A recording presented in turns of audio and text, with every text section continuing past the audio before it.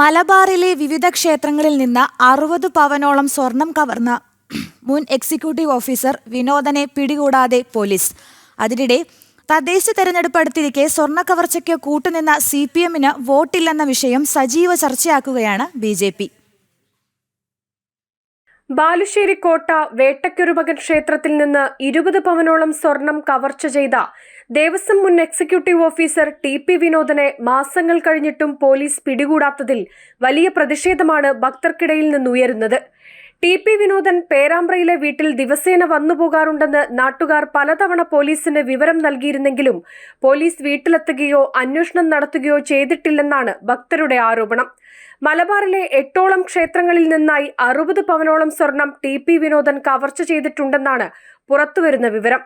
Malabar Devaswom board അറിയാതെ TP Vinodan ഇത്തരത്തിൽ തട്ടിപ്പ് നടത്താൻ കഴിയില്ലെന്ന ആരോപണം ഭക്തർ നേരത്തെ ഉന്നയിച്ചിരുന്നെങ്കിലും പോലീസ് അന്വേഷണം ആ വഴിക്ക് നീങ്ങിയില്ല.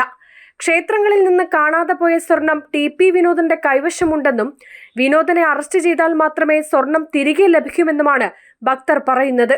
TP വിനോദന്റെ അറസ്റ്റ് മനഃപൂർവ്വം വൈകിക്കുകയാണെന്നും ദേവസ്വം ബോർഡ് ഉദ്യോഗസ്ഥരും ഈ കവർച്ചയ്ക്ക് പിന്നിൽ ഉണ്ടെന്നുമാണ് ഭക്തർ പറയുന്നത്. ജനം, കോഴിക്കോട്.